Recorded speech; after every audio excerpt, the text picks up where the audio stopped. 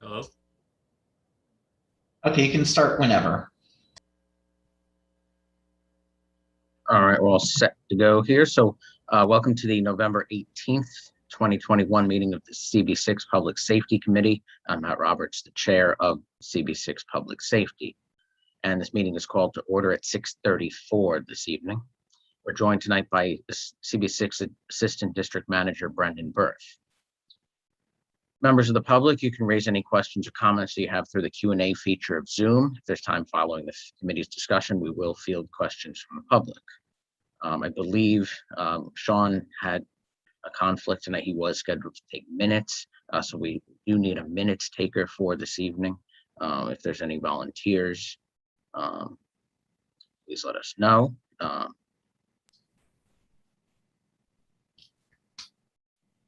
And we will move, I guess, to the attendance. And sorry to interrupt. We do need somebody to take minutes. Yep.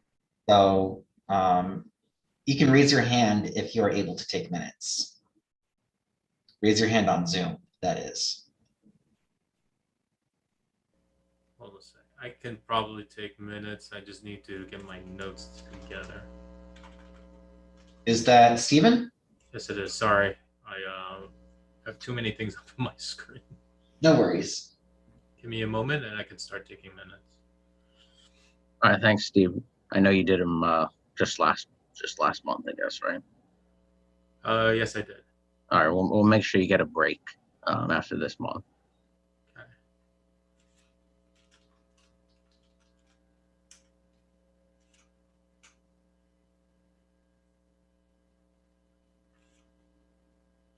So are we ready for the roll call? Yep.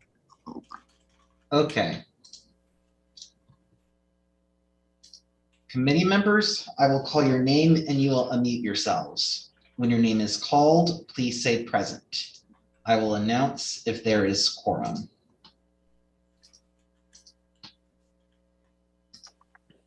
Andrew Gross. Okay, I do not see Andrew here. Matt Roberts. Present. Seema's not here. Sean Sherman.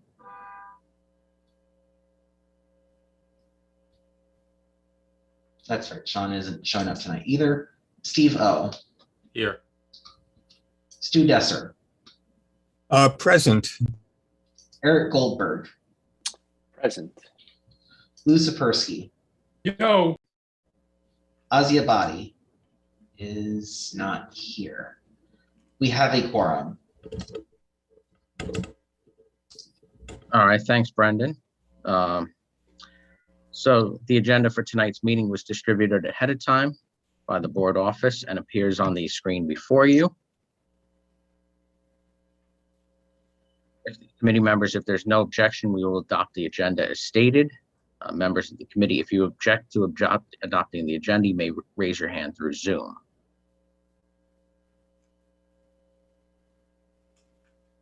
I see no objections. The agenda for tonight's meeting is adopted.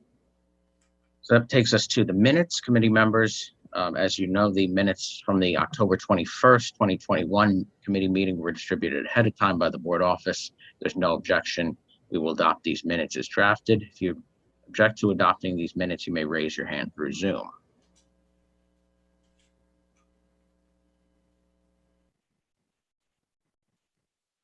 Seeing no objections, the minutes from the October 21st, 2021 meeting are adopted and will be available on the CB6 website tomorrow. So the ground rules, committee members, these may sound familiar. No one may speak until granted the floor. If you do have a question about committee business or wish to make a motion, please raise your hand through Zoom. As a reminder, the chat function should not be used for committee business or questions about agenda topics. All such remarks should be made on the record by raising your hand through Zoom. Chat should only be used to alert us to any technical difficulties you're having or to state in writing information such as an email address that was already stated aloud on the record during the meeting. When a committee member is given the floor to speak, I will identify you so you can unmute yourself and speak. And as a reminder, we're required by New York State law to create a verbatim transcript of the meeting, so please keep your questions and comments succinct and germane to the discussion. So that brings us to committee business here. Agenda item number 1. So tonight we'll have the presentation from the New York City Racial Justice Commission. Interested to hear about their work and what they're up to. And then we will talk about 2 bills in the state legislature dealing with parole eligibility. And we have representatives from Senator Hoylman's office to discuss those. But first, the New York City Racial Justice Commission. And I believe we have Harold Miller with us. Harold, thank you so much for joining us. Welcome. Thank you for having me. Appreciate you and this committee for giving me an opportunity to present the work that the commission has done thus far. Again, my name is Harold Miller. I am the Deputy Executive Director for External Affairs for the Racial Justice Commission. I have a presentation I can run through so you can follow along the work that we've been doing. So I'm going to share my screen once I get once I'm enabled to. All right, Brendan. Yep, there we go.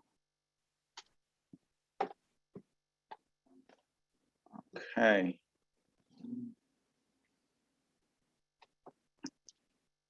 So the Racial Justice Commission was first, the intention of a Charter Revision Commission was announced during the Mayor's State of the City earlier this year to focus on racial justice and reconciliation with a 2-year mandate to identify and root out structural racism. And he formally announced this Charter Revision Commission back in March, where he appointed 11 commissioners, including Jennifer Jones-Austin, who is the CEO of the Federation of Protestant Welfare Agencies, and Henry Garrido, who's the vice chair, who is the executive director for DC 37. And they began their meetings in April.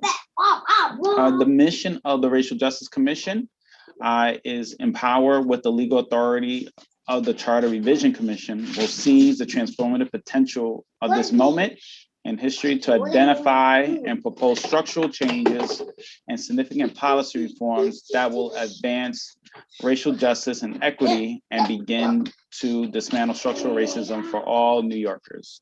This work is necessary because systemic racism has been and continues to shape our reality.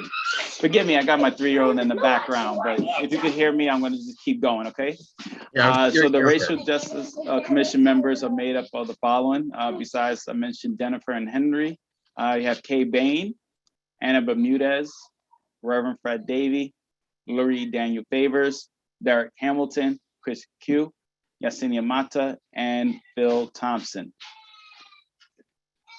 Just for those, I'm sure everyone on this particular call knows about the charter, but just for the record, the New York City Charter is also known as the city's constitution, defines the organization, powers, functions, and essential procedures of city government from elected officials to the budgeting process. It lays out the foundational structures of our city government, controls how decisions are made, and details the budget towards projects in housing and education to human rights and emergency services as an example. So the charter influences organization, that's officials, agency, and city staff, the process, the laws, local elections, public review, reporting, and representation, decision-making, participation, accountability, and resources, money, investment, contracting. So what we've done so far, some of the number stats you may see on this is a bit outdated. We're currently, and this is where I was right before I hopped on this call, on our 12th actually, public input session. We're having a virtual one as we speak, where the public has been giving us testimony of what they see as a city with racial justice commitments being adhered to. We've been doing public meetings since July, and what we do with all that information, along with speaking to experts from various disciplines in society, is that we put together a interim report that was released back in October that outline of what we heard thus far. And what we heard thus far laid out several patterns of inequity that I'll get to in a second. What we're doing moving forward is continuing our engagement. Being here tonight as part of my round of engagement is to share with you what we have heard from the interim report and continue to get feedback and suggestions of how the commission should shape their ballot proposals as they're going into the final weeks of putting these proposals together. The goal is that by end of December, we'll be able to submit a final report along with the proposed ballot measures and a racial justice roadmap that will lay out items that we may not be able to achieve within this commission because it may require state or federal authority to do so, or there might be items that we may not be able to, but the city council can pick up on and move forward with. And we will have these ballot proposals voted on during the November 2022 election cycle. So we will have those ballot proposals being voted on by New York City resident voters in that election. So like I said, we released an interim report that laid out 6 key takeaways that we heard. These patterns in equity is from what we heard, and we try to put all the input that we have into these broad categories. And the following pattern of categories that we laid it into were the inequity and quality of services that promote social and emotional well-being, inequity in work, advancement and wealth building, the inequity within across neighborhoods that inhibits thriving individuals and families and communities, the marginalization and overcriminalization of BIPOC persons and communities. That BIPOC is Black, Indigenous, and persons of color. 5, inequity in representation decision-making. And then 6, enforcement and accountability of government entities. And just, oh, sorry. Yeah. Oh.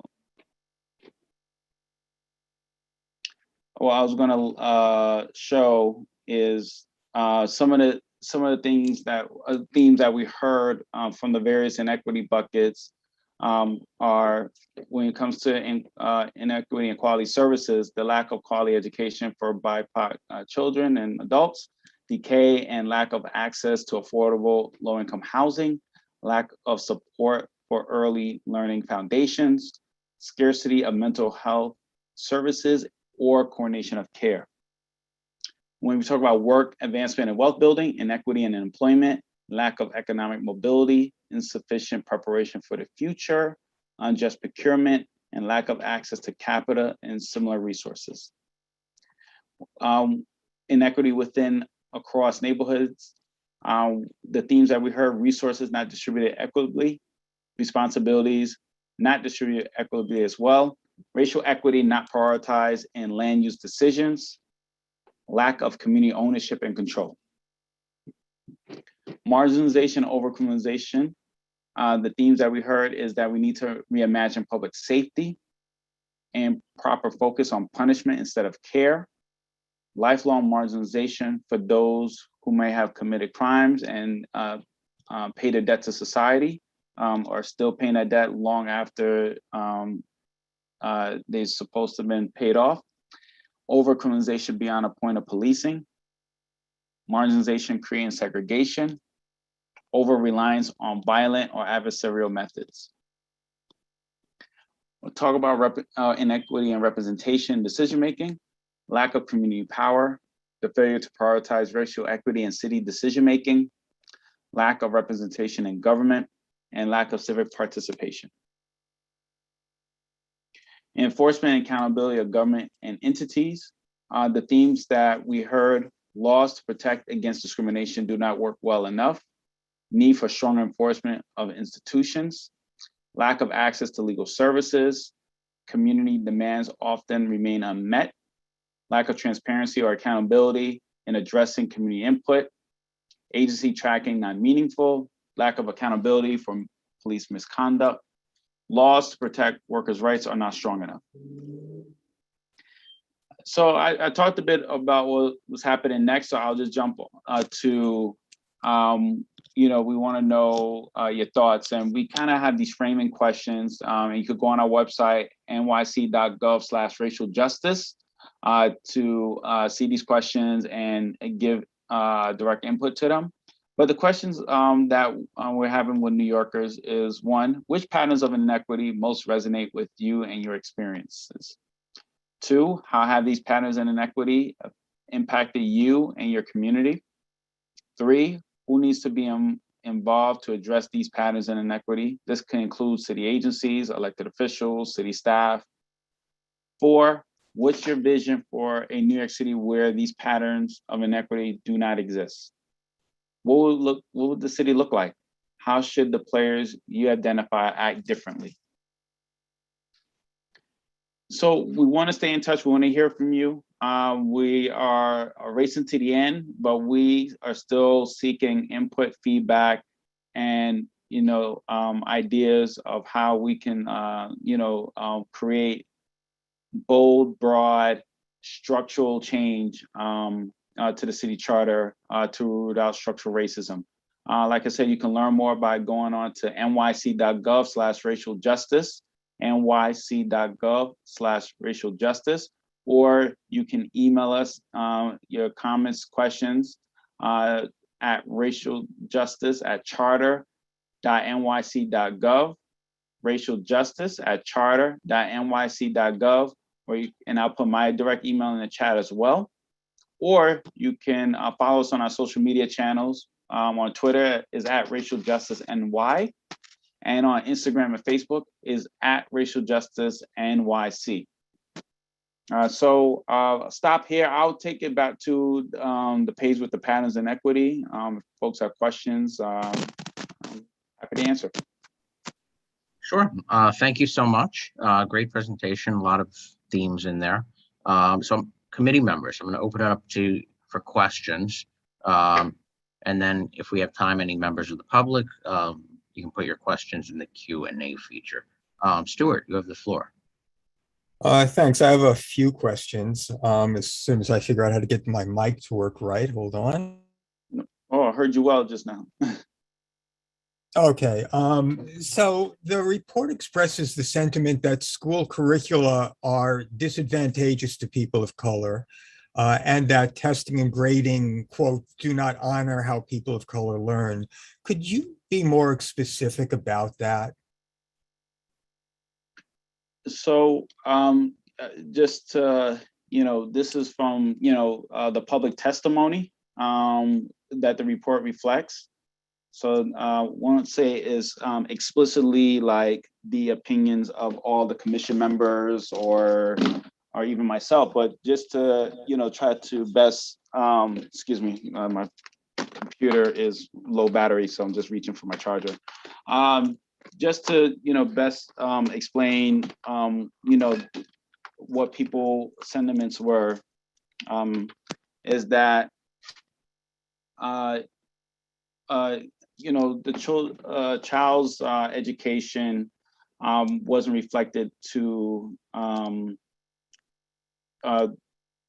didn't always express the best way how kids learn, and we all know kids learn in different formats in different ways, and different items interest them, and we as a city historically hasn't put a focus on how different cultures, even within the American culture or within the American experience, educate our kids and make sure that is their history, their culture is reflected in the education that that they're receiving. So that's some of what we heard, and I know the city's already taken steps to include additional Black history, a whole Black history curriculum, and there's other curricula that is being developed that is more culturally inclusive. But we heard quite a bit of that, and as well as are we looking at the holistic experience that a child with that lives in a community that lacks resources? Are we providing everything we can as a city to make sure that they have the tools to thrive? So it kind of goes beyond the classroom. It's like making sure that there's social emotional support, quality housing, quality healthcare, food insecurity, housing insecurity. All those things play into ensuring that we have the tools necessary for our kids to thrive in. Well, So I hope, could I just turn that into a different question then? You've had testimony from 100 some odd members of the public, and you have your commission members, and you've talked to community organizations. Mhm. But often people recognize they see a symptom, they know something's wrong, but they don't necessarily get the causation correct. Are there going to be any experts, academics, scholars who contribute to the product that you present in the end? Yes, we have spoken to experts in the education field during the summer. It was part of our panel series, and our commissioners and our staff who's been working along with the commissioners to start to develop these ballot proposals have been in touch with subject experts. Specifically, when you talk about education, we have a panel series on that. You can watch that and all the other panel series on our YouTube channel. If you type in Racial Justice Commission into the search box, you'll be able to pull up our channel, and it'll have those discussions there to view. But yeah, we have relied heavily on experts as well as the general public. We wanted to make sure that the ballot questions, as bold and broad and structural as possible, really talk to the sentiments of the community. So we try to have that balance of not just relying on experts or not just relying on community, but just making sure that what we propose is rooted in sound policy, as well as reflect the needs and the desires of the public that spoke to us. Okay, I have more questions, but I'll relinquish the floor for now. All right. Does anyone else have on the committee have any questions?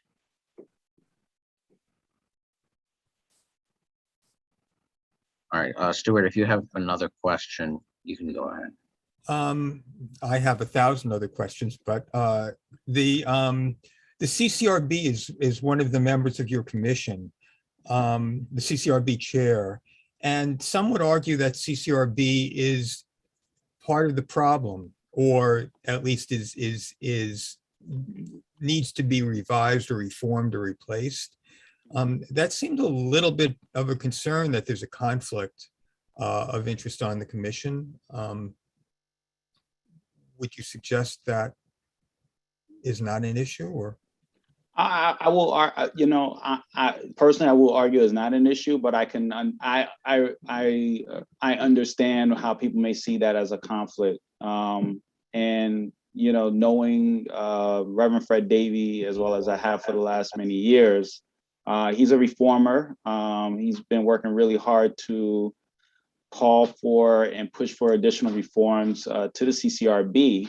And I know in the previous charter commission that was held by the city council, led by the city council, they had significant reforms to the CCRB itself, where now I believe the chair will be appointed both by the council and the mayor, which is a huge change, and making sure the budget is connected to the percentage of the NYPD budget.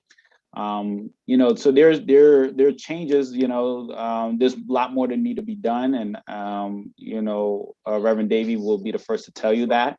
And he, along with the other members of the commission, have been very receptive to, some of the ideas that reformers that brought to us to the CCRB process. But I do recognize that how people may see that as potential conflicts, but, personally, and, I think it will be demonstrated once you see some of the ballot proposals, once they're finalized, that, any changes that we call for around justice or public safety or police accountability will be reflected of things that can make things progress forward. Okay, thank you. All right. So does anyone else on the committee have any questions? I guess the only question I would have is, what's the best way that we as a community board and committee can partner on the next steps? Well, so there's a couple of immediate next steps. One, if they, I encourage those, who have the bandwidth and the time, read our report if you haven't already, or, at least review our executive summary, which is about 2 pages long. The report itself is about 20 some odd pages. And give us your thoughts. If you have time as well, the commission recently met, and they're starting to have conversations about potential ballot questions. I am not in position to put on paper what those things are just yet, but I encourage, if you're curious, what they're thinking and what they're considering, to go on our YouTube channel and watch the most recent Charter Commission meeting. That they will give you great insight to how they're thinking about all these different patterns in inequity, and what, kind of how they're starting to look at ways to reform the charter to address it. And then after that, we're going to get into a phase where we need to inform the public about the ballot proposals. And I definitely want to partner with you and all the different networks that are connected with this community board to make sure we educate as many New Yorkers as possible ahead of the November 2022 election. I mean, we saw on the state level, and don't want to be political here, but there was a great assumption that certain ballot proposals will pass that didn't pass. And a lot of it was attributed to the fact that folks weren't educated about those particular ballot questions. And so I want to make sure whatever we put forth that is supported by New Yorkers, but the only way we can ensure that there's support is that we launch a very robust education campaign and be able to speak to as many New Yorkers as possible in that period of time between January and November. And so definitely could use your help there as well. Sure. Sounds good. So I guess we'll leave it there for now. It's just the first conversation on this topic, and I look forward to talking again soon.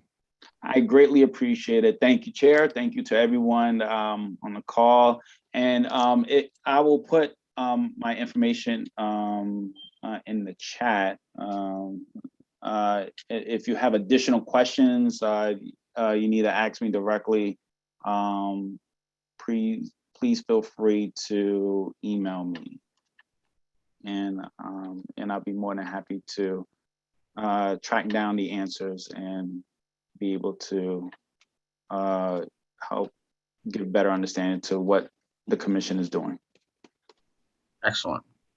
All right. Thank you. Thank you so much from the New York City Racial Justice Commission. Take care. All right, you too. Take care. All right, so that brings us to agenda item number 2. So there's 2 different intros at the state level on parole eligibility, and we have so one of them deals with eligibility for certain incarcerated individuals age 55 and older, and another one refers to those who are not deemed a risk for violating the law. So with us tonight are a couple of representatives. We have a representative from RAP, which is the Release Aging People in Prison organization. Jose Saldana, thank you for joining us. And also we have, I believe, Keenan Kurt from Senator Hoylman's office. Both are subject matter experts, and also we have Jared, who works with Jose on the call. So thank you all for joining us. I don't know who wants to start here, but I wouldn't assume that all the committee members are first in the legislation or the background here, but why don't I start with you, Jose? Why don't you give us a little bit of background? I know your organization has done a lot of research on this. Why should we consider releasing certain categories of people from prison? Yes, thank you. Thank you very much for having me. And I like to just tell you a little background about myself, because my story is really connected to the lives of thousands of people languishing in prisons across the state of New York. I'm formerly incarcerated. I like to say that I'm a returning citizen. That's the better term. I was released from prison nearly 4 years ago after 38 years of incarceration. And today, I am on the board of Children's Haven, which is sponsored by the Bronx Mount Haven Church, Reformed Church, and addresses the needs of children with incarcerated parents. I am also a council member on Senator Jamal Bailey's Criminal Justice Reform Council. I'm also a member of Chris Burdick, Assembly Member Chris Burdick's, his Corrections Committee Association. And I mention this because this is what I've been doing in the 4 years that I've been out. And I didn't get to this place by myself. I had a lot of help to get to the place that I am in today. And this help is men, old and young, who are still languishing in New York State prisons. Some older than me, some younger than me. And we call this that we all travel along the path to redemption. So I'm here today as the director of the Release Aging People in Prison campaign, because we value the humanity of those men who were so instrumental in helping me transform my life. And I've also helped others make the same transformation. So we value the humanity and dignity of these men. This is why we promote these 2 bills. It doesn't guarantee that everyone will be released from prison. Absolutely no guarantees whatsoever. But it gives men and women like myself, because today I am actually living the vision of a future that I prepared for. And we have men and women doing exactly the same thing, but unfortunately, a lot of them will never get the chance. So these 2 bills will help them have that opportunity. And the elder parole bill simply provides that if a person has reached 55 years of age and has served 15 years, they will be entitled to a parole review process. No guarantees that the parole board will release them. And the uniqueness of this bill is that it does not exclude anybody based on the crime of conviction or the length of sentence. And the reason why that is critical is because we promote parole justice as racial justice. And we take it very serious that racism is deeply ingrained in the criminal legal system, not only in policing, in prosecution, and during incarceration. In fact, I referred you to a New York Times did an expose not too long, 5-6 years ago, where they found racial disparities in the parole release process. The Times Union did the same thing and also found greater racial disparities in the New York State parole release process. Because the next bill that we promote is the fair and timely parole bill. For years, beyond the minimum that I was sentenced to, for years I was denied parole by commissioners who refused to look at my rehabilitative endeavors. They refused to look at what have I accomplished during decades of incarceration and would deny me parole based on the one thing that I could not change, no one can change. That's the crime that I committed in 1979. The fair and timely parole bill will require the parole board to look at the rehabilitative endeavors of the person appearing before them before they start looking at the crime of conviction. Because if they start at the crime of conviction, they don't get past that.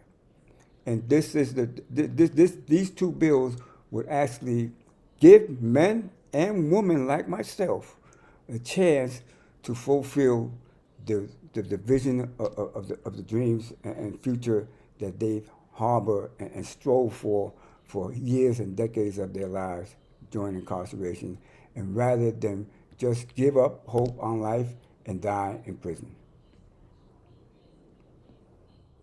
All right. Thank you, Jose, for those remarks. So I don't know. Brendan, do you want to put up the text of the bill on the screen? And I don't know if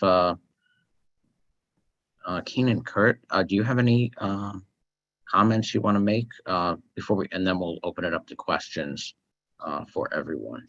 By the way, the bill I have up right now is the parole eligibility bill as it relates to seniors.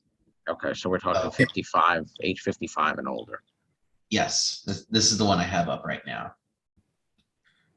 Yeah, thank you. So, yeah, my name is Kenan Kurt. I am Senator Hoylman's new a new staffer with Senator Hoylman. I am Chief of Staff and Counsel. For those of you that know Sam, I'm filling in for him today. So I definitely, I am very flattered that you referred to all of us as subject matter experts, but I really do defer to Jose and Jared on this.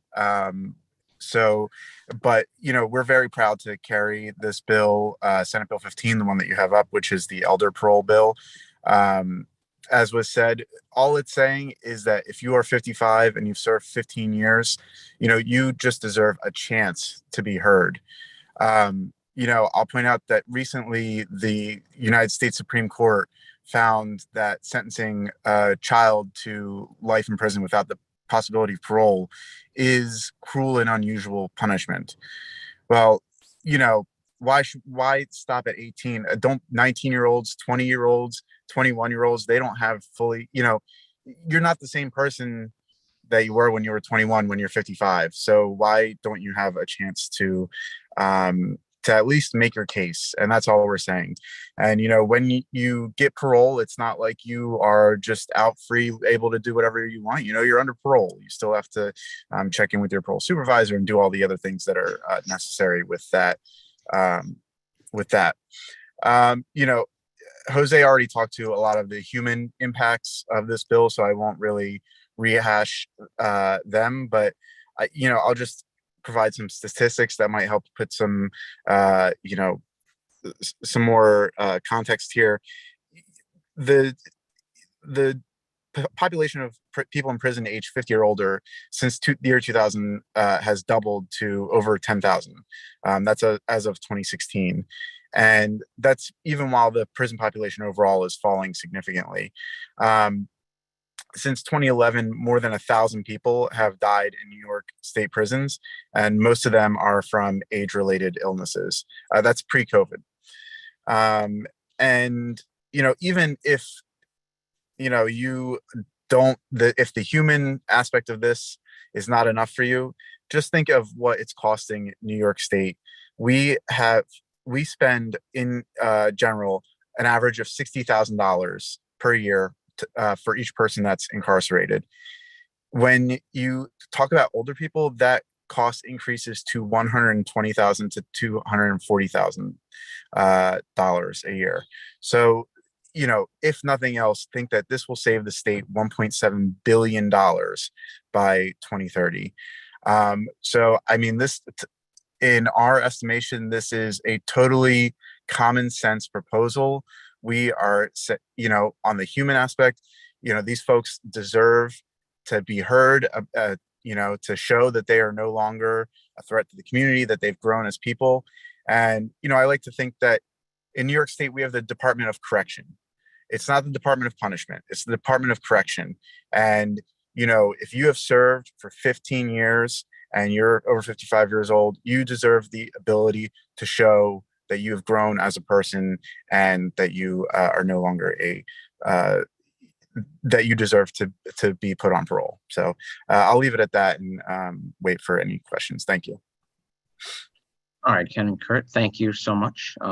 So committee members, so you've heard the arguments for this. Questions, comments, thoughts?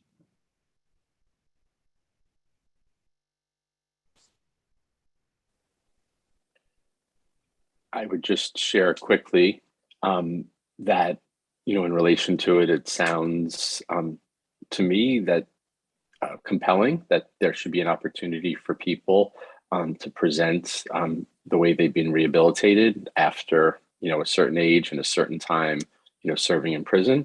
So, on its face, I am tend to be supportive of this legislation. Okay, thanks, Eric. Stuart, you had your hand up.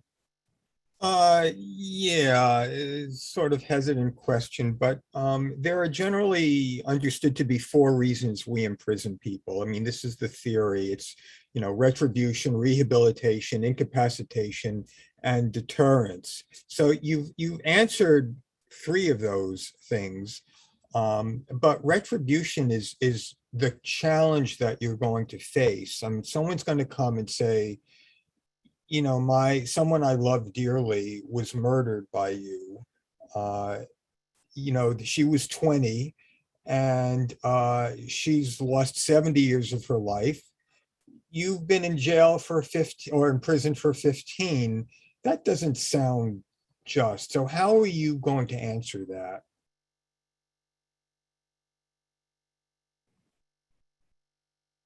Sorry, okay, go ahead. Sir, it didn't take me 38 years to become the human being that I am today. I was repeatedly denied parole for the same reason you just mentioned. The element of retribution has not been satisfied. But look who has been deprived for this element of retribution. For years, 7, 8 years, I languished in prison beyond the time that I should have. I was eligible for parole after 25 years. Who benefited from that? My family suffered. The community that I come from suffered. And society was lost because I could have been a service to my community 8 years ago, as opposed to when I was finally released at 66 years old. The thing is, how do we define justice in America? Do we define it as vengeance and perpetual punishment? Or do we balance it with valuing human transformation and redemption?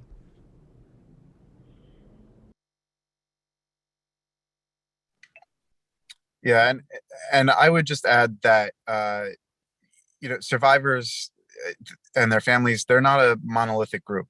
Not everybody wants retribution. So why should we impose a blanket punishment on everybody when the victims and their families, in some cases, may not even want that? I would also say that we have looked at research that, and I don't have the citations with me, but I do know that many victims of crime, there's not exactly healing in permanent punishment, and we don't have evidence that a long sentence for the person convicted contributes to the well-being of the crime victims. And there was a national survey of crime victims by the Alliance for Safety and Justice, including folks whose loved ones were killed.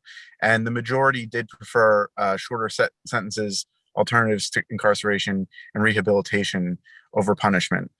Now, look, I'm not going to sugarcoat things. There are obviously, horrible crimes that are committed, and there are people that, feel that are going to be re-traumatized by the whole thing. But I think that our job as legislators and as, well, not my job, but the job of government and legislators is to balance the interests of everyone, and like Jose said, that when you're making a parole decision, that's the job of the parole board, is to weigh all these factors and determine whether somebody has the ability to contribute to their community in a way that weighs towards their release. And all we're saying is that they deserve to have that weighing, to have that hearing.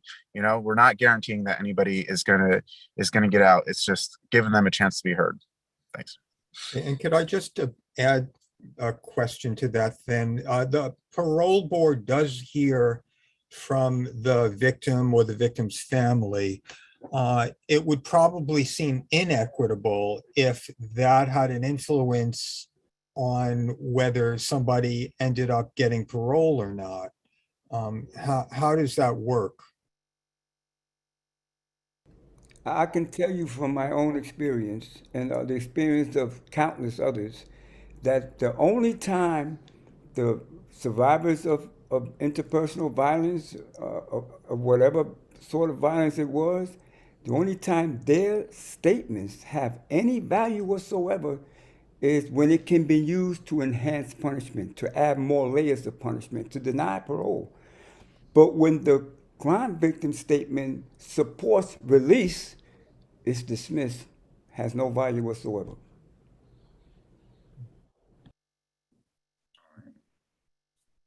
All right, other questions from the committee or direction that we want to go in? Yes.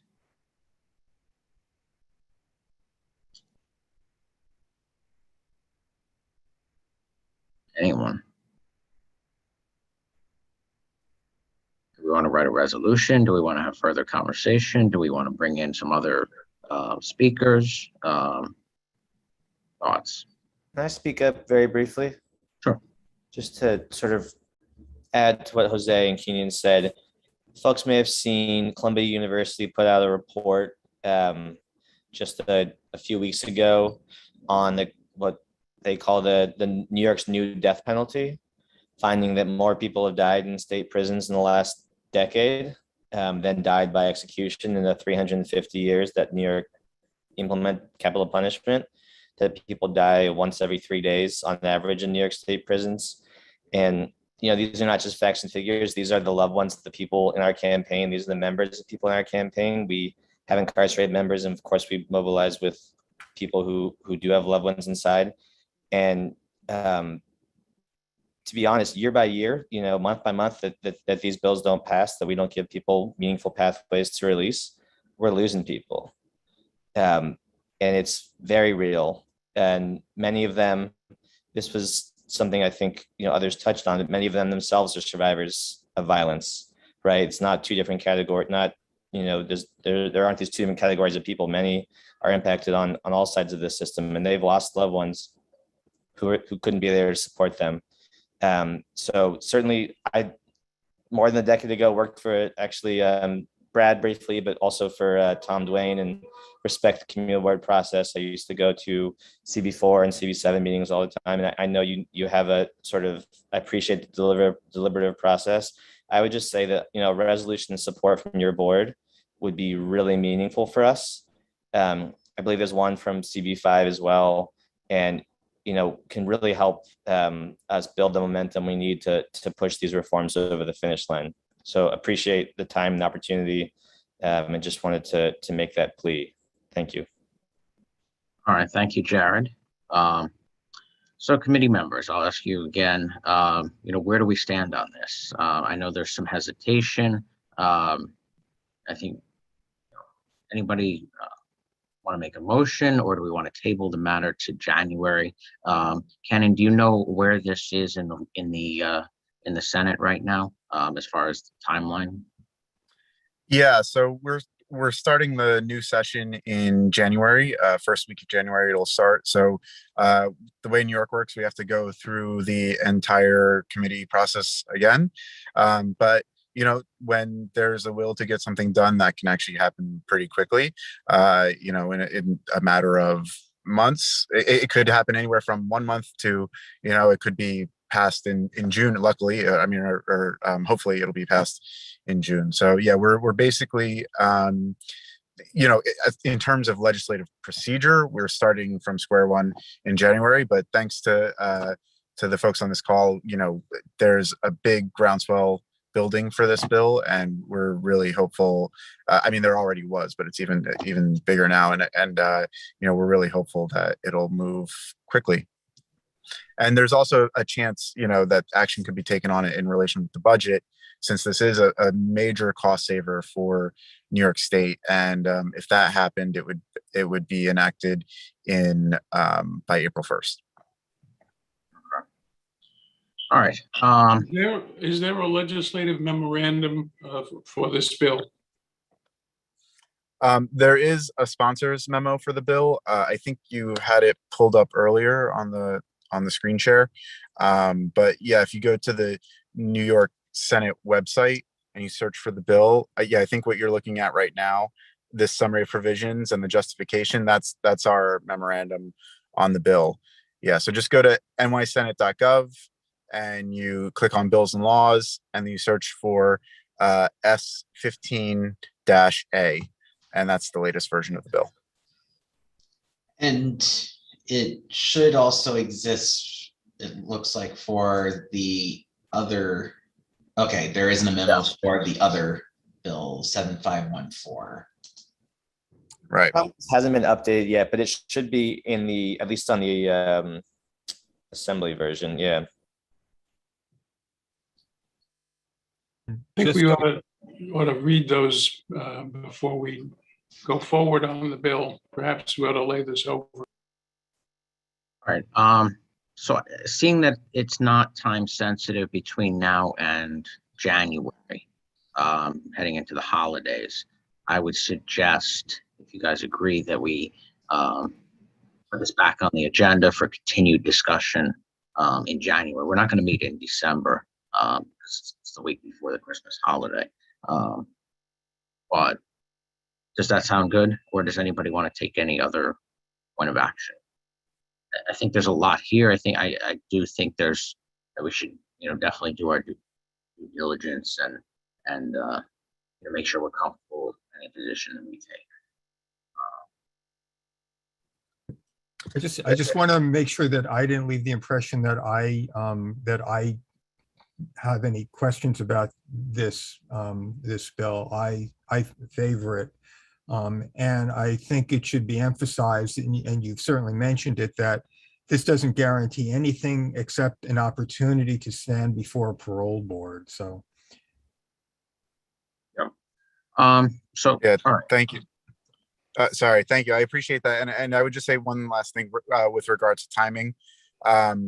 You know, I just want to be clear. It would be a little time sensitive, but I do appreciate this is a lot of information that we're throwing at you all in a fairly short amount of time, and it's a very, very serious subject. So I appreciate that. I would say that if you could get a resolution in January, that would be, you know, as Jared said, that would be really helpful for us in pushing for the bill, because yeah, we would hope to get some movement in January if that's at all possible. Thank you.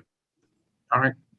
Thank you. So seeing that we only have 5 committee members, which is minimum for a quorum, and I think there's some questions on the text of the bill, and some thoughts, some people that support of it now, some who want to dig a little further.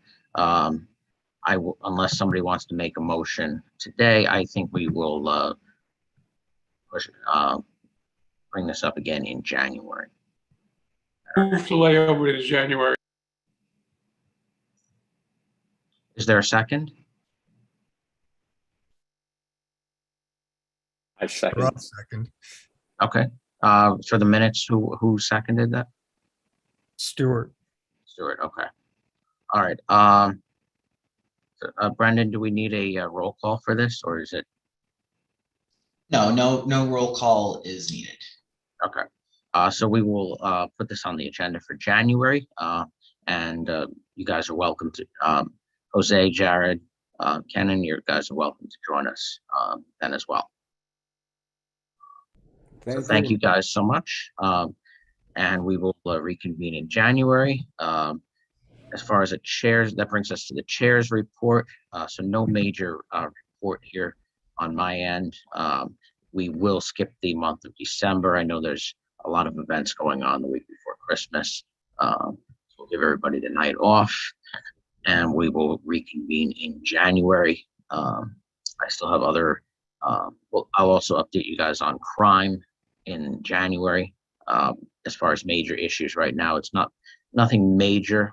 There have been some upticks in assaults, mostly domestic related. If you guys join my 17th precinct meeting on November 30th, I'll go into much more detail on the 17th side, those north of 30th Street on that. So it's a lot. I think it ties back to the pandemic, some mental health issues, some holiday stress, things like that. So we'll get into more details on that in that forum. And then I think in early, maybe February of next year, we will hear from police department on any crime trends. As far as other issues that we want to tackle in January, committee members, what I wanted to do, and I know Seema spoke about it briefly last month after I had to hop off, but I think what we really want to do is collectively come up with, we have the new administration coming in January 1st. We also have a new district attorney in Manhattan. You start thinking about what are the key things to ensure public safety in Community District 6. So I know there's a lot of issues going on right now. So, start thinking about that. It can be open-ended. I know last month a committee member, or not a committee member, but a board member wanted to bring up the topic of bail reform and any amendments to that legislation. We can cover that. We can cover anything to do with the safety aspects of homelessness, mental health issues, any services that we want to see reinstated or instated or enacted through the new administration, any of those sorts of things. And then hopefully, if we can come to a consensus, we'll have a couple of key bullet points, priorities that we want the new administration to focus on. So that is all I have. Are there any, for tonight, any items of old or new business? I don't know if this was brought up in the last meeting, but correct me if I'm wrong. Was there a discussion on quality of life, bridging public safety and the other challenges that we have between enforcement and other agencies? Yeah. So that's exactly. That fits within the topics that I want to cover in January. So it can be, from between public safety and quality of life, and even it can even extend into the realm of human rights.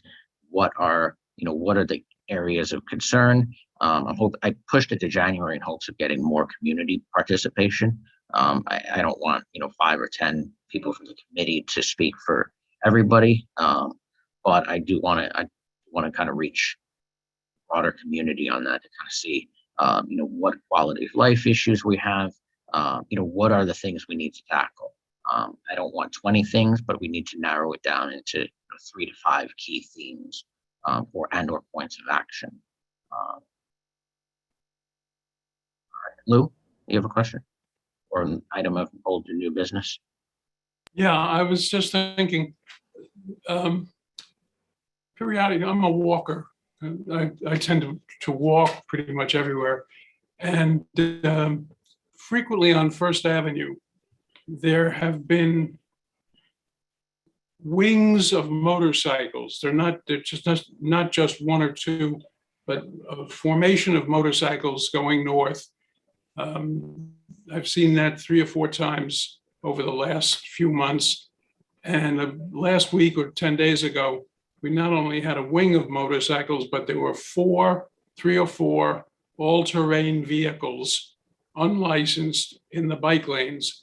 And I had the distinct impression that they were not isolated from the motorcycles. I had the feeling that this was some kind of a cohesive situation. I think it involves, if my reading of the situation is anywhere nearly correct, it involves the 13th, the 1-3, and the 1-7, because I don't have any reason to believe that they got off First Avenue. I think that perhaps we ought to see whether this is something that happens frequently enough to warrant attention, or whether I've just been lucky to see this, as it were. Yeah. So to answer a couple, so welcome to the committee, by the way. We have actually spoken briefly about this in this committee, but a couple of things. So the motorcycles, you're seeing the drag racing, that's a big citywide issue. What's happening is they're usually on their way to an organized meetup, which is usually in Times Square, or some central location. And of course, they're going up First Avenue through our district in order to get there. So the police department tracks that through intelligence. It's very difficult to enforce in our district specifically, because you would have to stop all traffic to do it, or you'd be chasing them at dangerously high speeds, which is not something we want on our streets. So we also spoke, I believe it was last month, on the Councilmember Kalos has introduced legislation on noise, crackdown on vehicular noise. So we tabled that because there were some open questions. Unfortunately, he's going to be leaving office before our next meeting, which is another reason I didn't put it back on the agenda tonight. Is it's unclear where that legislation may go in the city council, but that would basically fund technology that may, I say, emphasis on may be able to put a dent in the issue. But to your question and your point, I think that might be one of the issues, is a better strategy.